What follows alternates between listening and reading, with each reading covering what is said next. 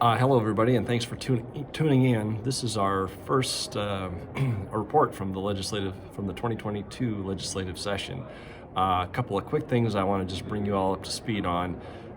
First of all, the session is off to a running start, thanks in part to the fact that there were a lot of off-season work done by the legislature on workforce housing and also on medical marijuana. So those bills had all been drafted in the off-season and brought forward and easy and ready for committees to take action on right at the beginning of session. So things are really off to a fast start here.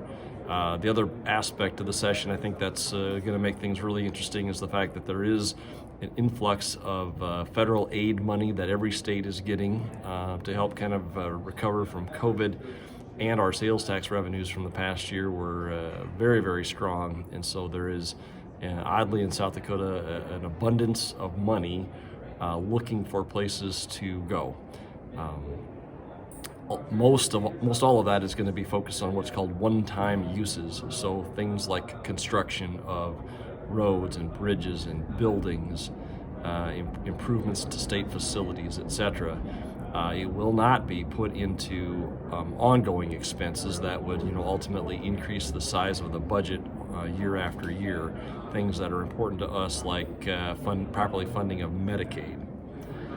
So know that there's a lot of money. There's going to be a lot of special appropriations considered this year, but I don't think we should expect that very willingly it will ever be put toward helping with Medicaid. On that front, we have two bills this year. Our primary bill deals with Medicaid. We are asking the legislature to require the Department of Social Services to create a methodology for setting reimbursement rates for dental services. Really what we want here are some guidelines for the department to follow when figuring out how to reimburse dentists for their services. That's step one, is getting some kind of a requirement in the law that it happen. And then step two, of course, is working with the department on how to best appropriately fund dental services in the state. So we'll be reaching out, asking for your support once we have a bill number.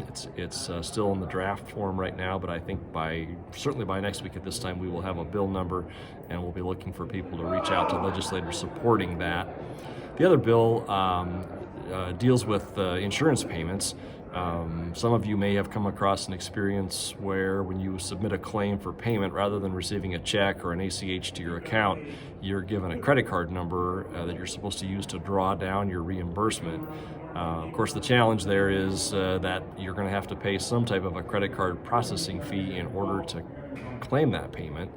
And to our mind, that's just wrong, that you should have to pay in order to get paid. And so we have a very simple bill that says that companies that pay by virtual credit card have to offer you at least one other way to be paid so that you can get paid without incurring a fee. So the Medicaid methodology and the virtual credit cards are our two major pieces of legislation this year. Major emphasis is, of course, Medicaid, but secondarily, I think it would be helpful to a lot of our folks if we could get this virtual credit card legislation in place as well. That's it for this first week in the session. Things are going pretty well. There'll be another report next week, and we'll certainly be reaching out via email asking for your support once we have bill numbers that you can communicate with your legislators on. So thanks for tuning in. Like always, if you have questions, my direct line at work is 605-609-1155, and my cell number, mornings here at the Capitol, use that, 605-280-2133. Thanks for tuning in, and we'll talk to you next week.